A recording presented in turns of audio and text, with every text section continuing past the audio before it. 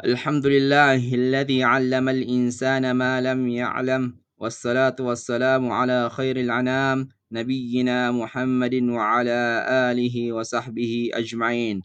سبحانك لا علم لنا إلا ما علمتنا إنك أنت العليم الحكيم. اللهم يا معلم آدم وإبراهيم علمنا، ويا مفهم سليمان فهمنا. اللهم علمنا ما ينفعنا وانفعنا بما علمتنا وزدنا علما وعملا صالحا متقبلا. اللهم هيئ لنا من أمرنا رشدا وآتنا من لدنك توفيقا وعونا وسدادا وصوابا. اللهم اجعل عملنا خالصا لوجهك الكريم ووفقنا لما تحبه وترضى يا أرحم الراحمين. أما بعد، والسلام عليكم ورحمة الله وبركاته. Okay, alhamdulillah. Ito po yung pangalawang lecture natin, Al-Muhadara Al-Thaniya fi Madda Al-Thaqafa Al-Islamiyya, the Islamic Culture. So napakahalaga po ang Islamic culture dahil nabanggit natin sa last meeting natin, ito ay napakahalaga. Kung ito ay napakahalaga, sino po ba ang maghulasatul kalam o khulasa, mag-summary sa ating natalakay last week? Iyan ay walang video, wala kayong napanood maliban lang pag kayo ay nag-take note or kayo ay na-recite na lahat ng sinabi natin. Yung iba nasa kitab, yung iba wala sa kitab. Yan po ang muhadara. Yan po yung pag-aaral. Kasi kung nandyan na lahat sa kitab na yan, wag na tayong mag-aral, magbasa na lang tayo. Tama po ba? Sister Fatima? Sister Fatima Darwish. Sana, na.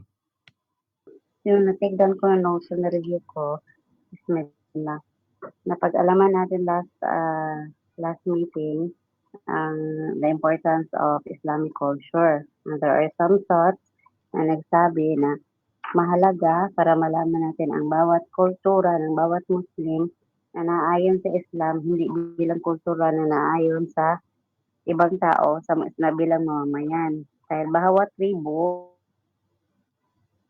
komunidad ay may kanya-kanyang tradisyon. Tapos nasabi din ni Sir Laila na culture, kailangan ang culture in every community and society para yung to have that dogmatism or individual kasi meron tayong sarili-sariling na sa mga iba-ibang kultura. So, depende yun kung saan tayo galing. Like, meron tayong mga Maranao, Tausug, Maguindanao, Buat, Bisaya. Iba yung naanohan namin kesa kaya ano siya dito sa kailangan ni malaman yung culture ng Islam since iba yung aming background. And then, alaman natin yung tarif ng yung Shar'an tarif at saka yung general general na Islam at saka yung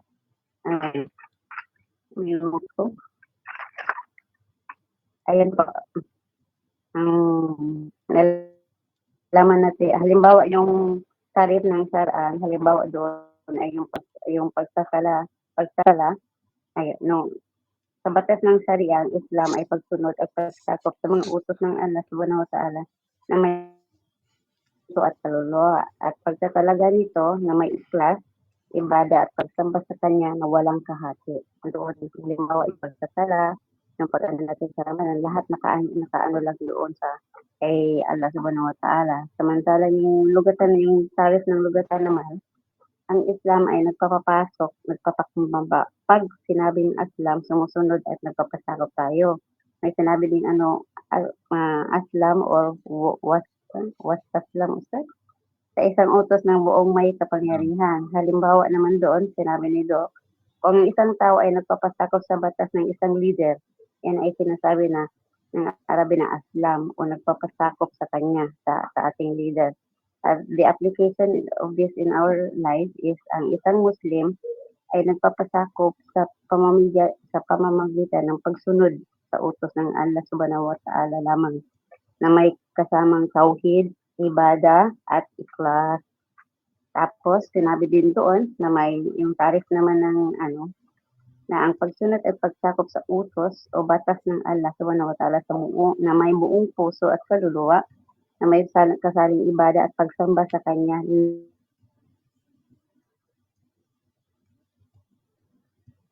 La sharika lah.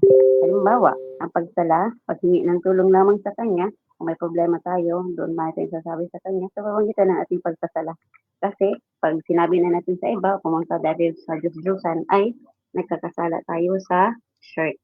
At ang application natin sa buhay natin doon ay kapag ang isang tao ay nagdasal, hindi lamang para sa obligatory, magdasal tayo kasi kailangan ko magdasal kasi after na kasi yun yung kailangan. So, wala doon sa ikhlas natin na magdasal tayo dahil para sa Allah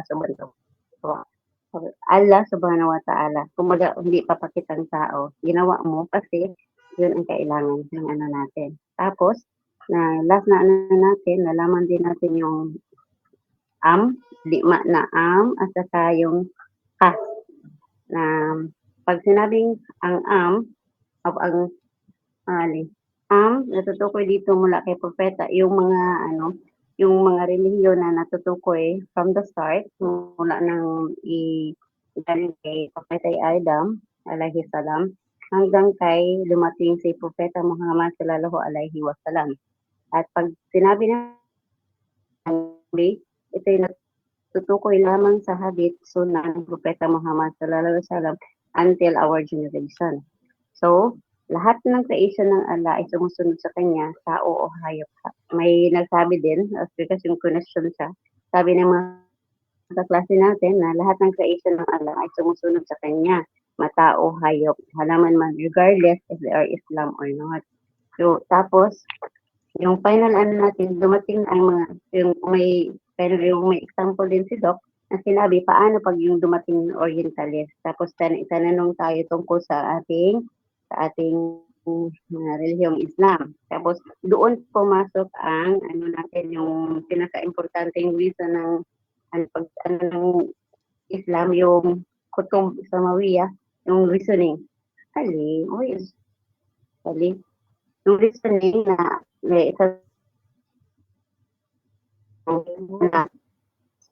ano na yung Islam mula sa paglipat kasama na si Propeta Muhammad ay Propeta Adam sa kanya ang sakyan.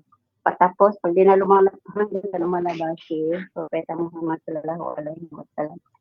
Tapos yung huli na natin na may tatlong masadar yung Islamic culture. Ito ay isa ay Quran, Sunnah, o ang Al-Aqal at doon na mapaloob yung reasoning. Kundi natin gaya ng mga Orientalist, sila man kasi hindi sila naniniwala sa Quran, so we have to show them the reason. So doon sa kitab natin, makikita natin sa Baqarah 133 na nakabatay sa paniniwala sa Allah. Na sinabi doon kay Jacob, tinanong siya yung malapit na mamatay si Jacob, tinanong kung siya mamatay, anong Diyos o anong nila. So syempre sinabi ng anak, kung anong reliyon ang Diyos ng sinamba ng kanyang tatay, ayun din ang susundin nila. Yan lang po. Sa kalakairan po. MashaAllah. Jazakillah khairan Sister Sharon. MashaAllah. Barakallahu fiqh. Okay. Magandang khulasa. So next time, ganun din, no? Inshallah. Lahat ng muhadara natin may magkhulasa. Lahat niyan ay may grado bi'idhnillah ta'ala. Pakisulat mga admin. May points sila, inshallah. Lahat ng mag-participate. Okay, barakallahu fikum. Start na tayo sa at-tasmiyatu bil Islam. So, ang pagpangalan sa relihiyong bilang Islam. Okay, kailangan mabasa muna natin to. Sheikh Abdullah number 1. Abdullah Awal. Available ka? Ya, Sheikh na. Sino magbasa? Baka hindi siya available. Baka listening mode muna. Sino magbasa? Yala, Sister Intan. Yala, bismillah, Sister Intan. Bismillah. Bilisan mo. Hindi ako marunong bumasa. Sheikh Abdullah Thani. Thani, yes, Sheikh. Thani. Daki ka. Mamaya Sheikh Abdullah. Sheikh Abdullah Awal Thani. Mamaya may ipabasa ako sa iyo sa baba. Sister Intan. Mashghul, Sheikh, mashghul. Okay, lang problema. Akun mustami'an. Okay. Okay, si Sheikh Abdullah Thani, mamaya-maya ikaw ang magbabasa ulit. Si Sister Intan Oh, sure. muna ngayon. Okay, syukran, barakallahu fikum. Bismillah. إن شاء الله شيخ إن شاء الله. نعم شيخ. الحمد لله شيخ.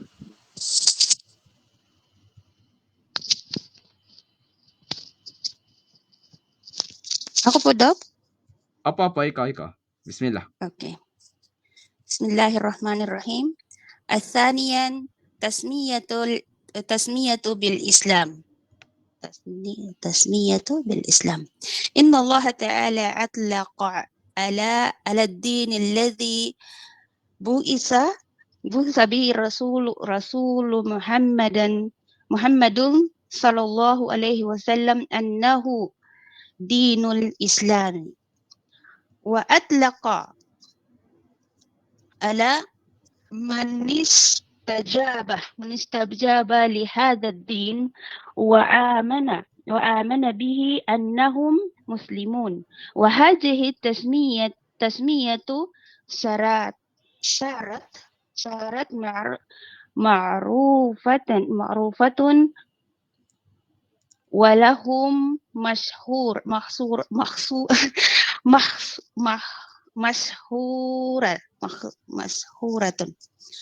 في كل عصر. ومن كرامة الله تعالى على أمة الإسلام أن خصها بهذه التسمية دون سائر الأمم الأخرى، كما قال سبحانه هو سماكم مسلمين. الحج 78. لدولة الألاء للدلالة على أن هذه الأمة للدلالة على أن هذه الأمة هي الوارثة حقيقية للدين الشهيد الذي جاء به أنبياء من الله، وأقربهم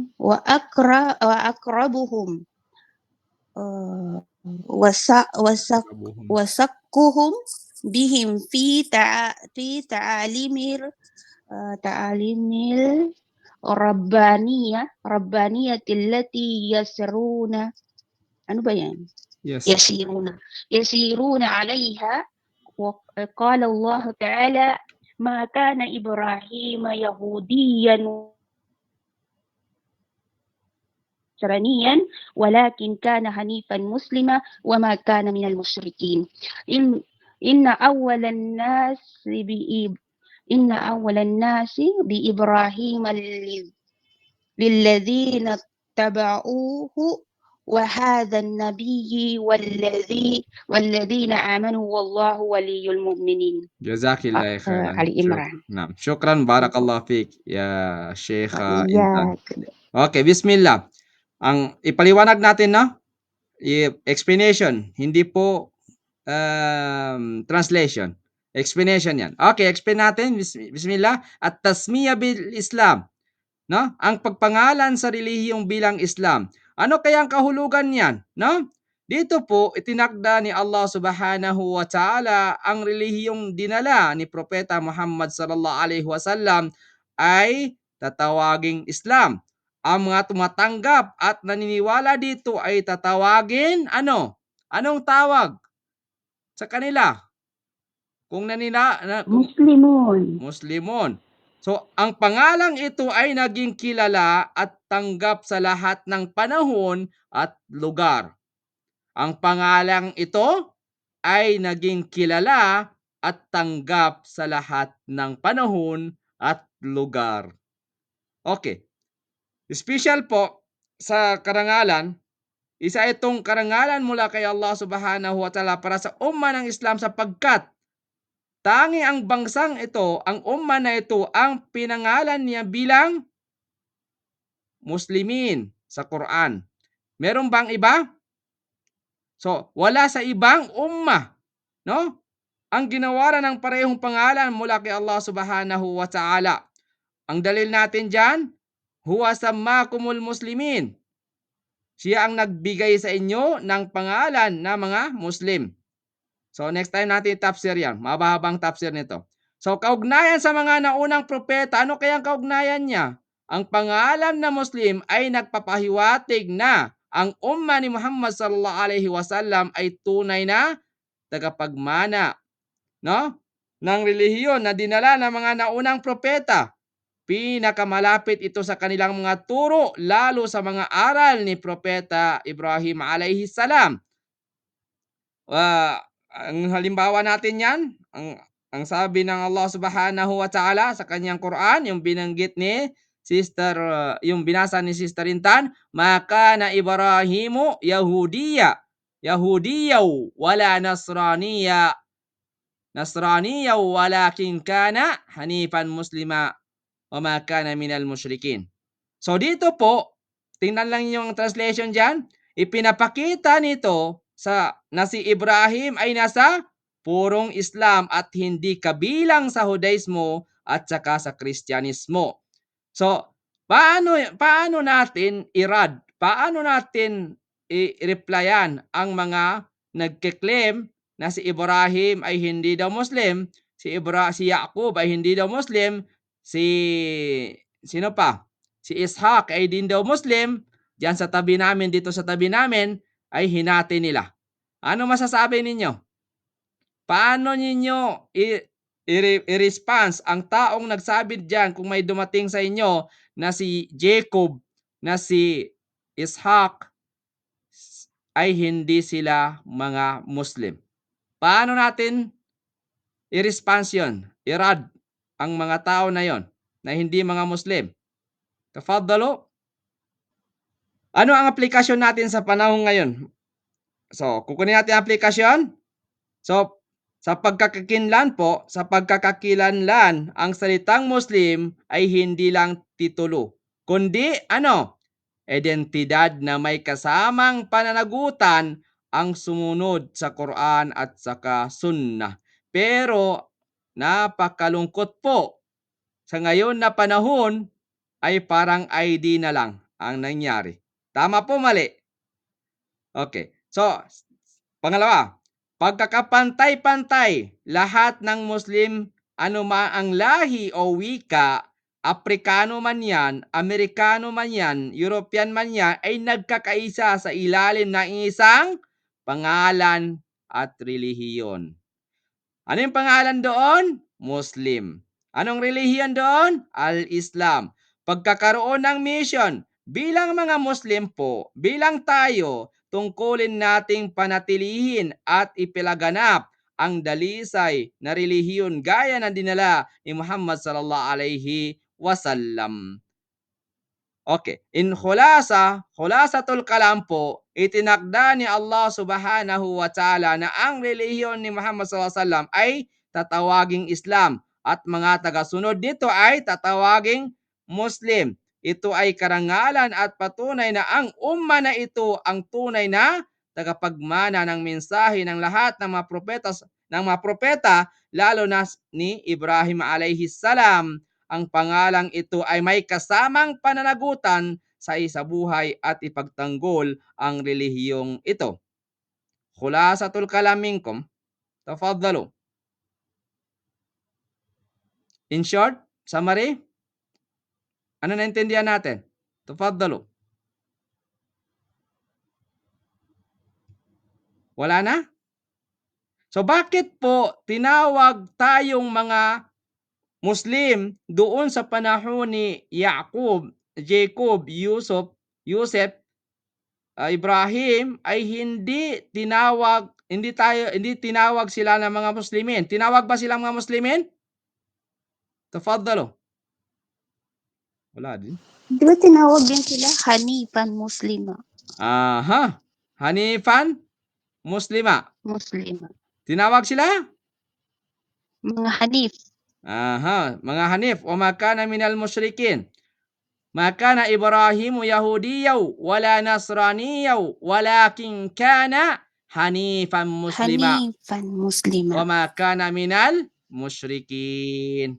Masyaallah. Jazakillah khairan Sister Inta. Okay. So, kukunin natin yung tafsir next time, inshallah. Yung Hanifa Muslima. Ma ma'na hada. Okay. Dito po, no? Another questions. Bakit po tinawag tayo ng Allah Subhanahu wa Ta'ala o pinangalanan tayo ng Allah Subhanahu wa Ta'ala huwa sammakumul muslimin? Limadha? Bakit?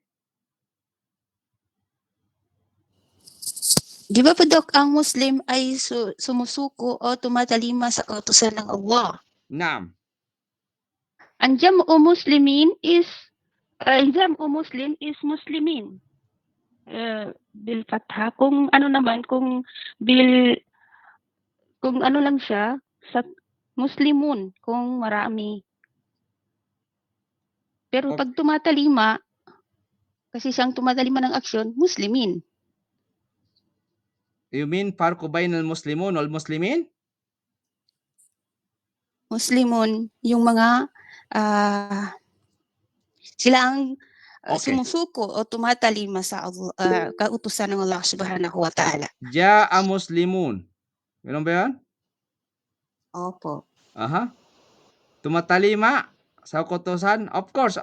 Opo. Tumatalima. So, ang Muslim, hindi lang identity, kundi kailangan niya sumunod sa lahat ng utos ng Allah Subhanahu wa Ta'ala. May condition po yan, inshallah. Okay. Jazakillah khairan, Sister Intan. Sister Layla. Layla pala. Tafaddal. Okay. Trinay ko research din and tinanong ko sa sarili ko rin yung tanong mo, Doc, na bakit nga ba. So, ang sabi kasi dito is, it came from the Arabic word aslama, which means to submit and to surrender to Allah. Naam. So, yung followers of Islam, the people, is called para Muslim daw, coming from the word aslama. Yun po. Yung nakita ko. And the reason na, of course, hindi tayo tinawag na based on the name of in every prophet na kasi iisa lang yung relihiyon natin. And also, share ko lang, kasi of course, nung nag-revert ako, of course, Christian, Catholic, ganun, question ko, ano ba yung timbang? Bakit halos pareho lang yung teaching ng Christianity, tinatawag nilang Christian, versus sa Muslim, kasi yun din yung parang tinuro sa akin ng Muslim ko. So yun pala is, by history, under the Roman Empire, 325 AD, or after the ascension of Isa, may nangyari na ginawa nila na yung Nicaea Council, na nagtayo sila ng ibang relihiyon. Doon na sumangay-sangay yung ibang relihiyon na Protestante, yung mga ibang Christian na mga tawag ito, Jehovah's Witness, blah, blah, blah. Lahat-lahat na nagtayo ng mga ng tao. Nakita ko rin sa dawa nung imam na nag-guide din sa akin, inshallah, dito sa Cagayan de Oro. Sabi niya, walang founder ang Islam kundi si Allah lamang, kasi we follow Allah and we don't have any, kumbaga, manipulation or edition of the Quran, kundi yun yung nakabase based on the history. So, Muslim comes from the word asalama, the believers of Islam and believers and yung talagang totoong nagsasubmit kay Allah. Shukran. Barakallahu fikum. Syukran jazilan, Sister Layla. Okay. Wag mo nang idama yung ahamiya. Mamaya-maya kunin natin yan. At-thaqafatul lugatan wa istilahan faqat. أحاول يا شيخ. Naam. اصطلاحا يا شيخ. Naam. الثقافة الاصطلاحا هي طريقة الحياة التي يعيشها المسلمون في جميع majalatil hayati wafqan liwijhati nazaril islami watasaru watasar watasawurat watasawuratihi sawaun fil majalil maddi alladhi yusamma bil madaniyah aw fil majalir ruhi wal fikri alladhi yusamma bil hadara. نعم بارك الله فيك يا شيخ نسيم جزاك الله خيرا. Okay. Al-thaqafatul Islamiyah. Ito na yung ta'rif na pangatlo. Nakuha na natin yung meaning ng thaqafa. Ibig sabihin ng thaqafa, lugatan. Nakuha na natin yung meaning ng hindi pa nakuha pala, sorry. Nakuha na natin yung meaning ng Islam, lugatan wa istilahan, mafhumul Islam, lugatan wa istilahan. Tapos kukunin natin yung lugatan sa at-thaqafa, tapos kunin natin ang thaqafa istilahan. Barakallahu fikum. Okay. Bismillah. At-thaqafa, ang salita, ang kahulugan po ng at-thaqafa sa wika, lugatan, ang salitang at-thaqafa sa wikang Arabi ay nangangahulugang kahusayan, katalinuhan at bilis ng pagkatuto. Yuqal thaqufa rajul sarah hadiqan khafifan. So dito po ang salitang thaqafa sa wikang Arabi sa linguistic, no? Nangangahulugan kahusayan, katalinuhan at bilis ng pagkatuto. Yan po yung thaqafa. Ano ibig sabihin na at-thaqufa rajul? Kapag sinabing thaqufa rajul, ibig sabihin ay naging mahusay at mabilis matuto ang tao. Yan po ang ibig sabihin ng at-thaqafa lugatan sa wikang Arabi. Yan po ang ibig sabihin ng at-thaqafa. Okay, punta tayo sa istilah. Sa pananaw ng Islam po, ang Islamic culture ay pamamaraan ng pamumuhay ng mga Muslim sa lahat ng aspeto ng buhay ayon sa mga prinsipyo at pananaw ng Islam. Saklaw nito ang madaniya, no? Madyang aspeto at saka hadara. Ano yung madaniya? Ang madaniya po ay material o pisikal na bahagi ng pamumuhay tulad ng teknolohiya, sining at infrastruktura. So ano naman yung hadara, no? Pang-espiritual at pangkaisipan aspeto po. Hadara, kagaya ng moralidad, kaalaman, paniniwala at espiritual na pag-unlad. So anong halimbawa niyan? Ang halimbawa po niyan sa material na aspeto sa madaniya, ang pagtatayo ng mga paaralan, ospital at masjid na sumusunod sa mga prinsipyo ng Sharia.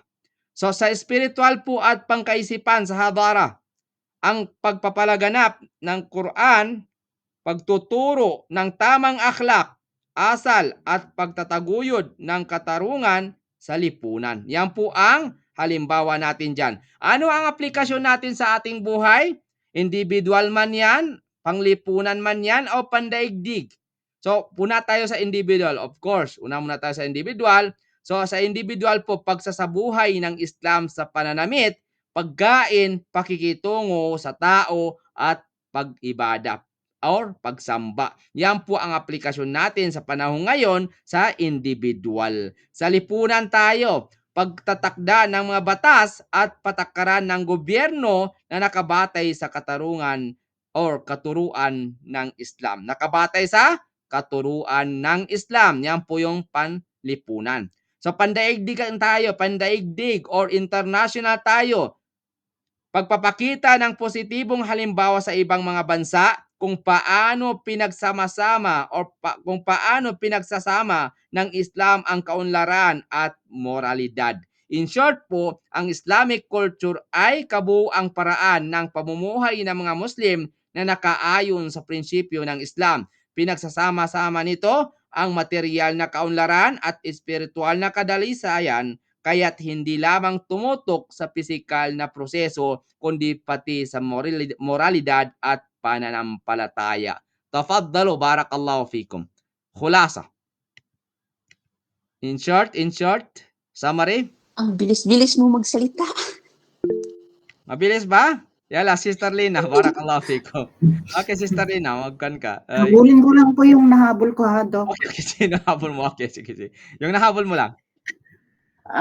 Yung linguistic meaning ng thaqafa, ito yung kahusayan, katalinuhan at bilis ng pagkakatuto, at saka yung Islamic meaning, ito yung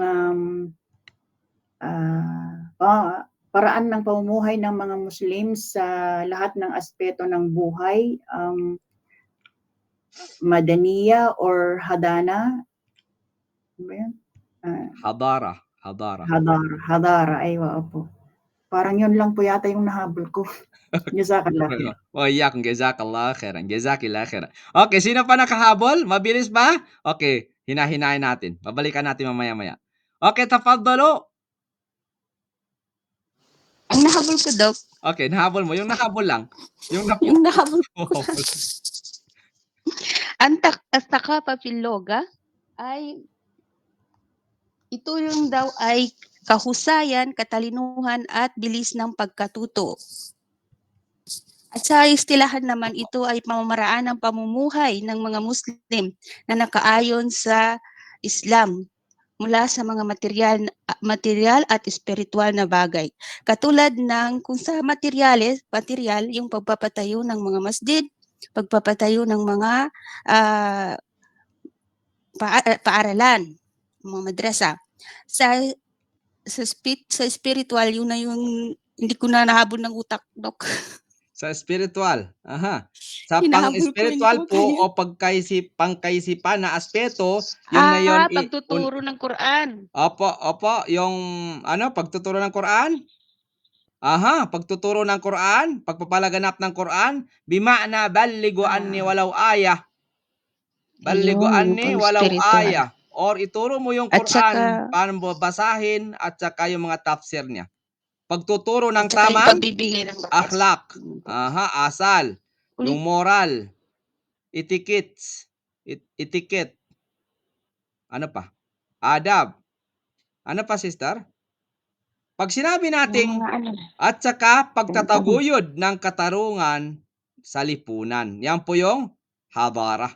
So ano po pag sinabi natin thaqufa ar-rajul? Thaqufa ar-rajul dyan sa definition na sa linguistic.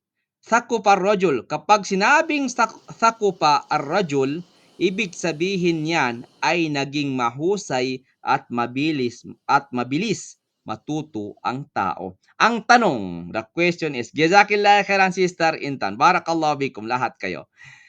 The question is,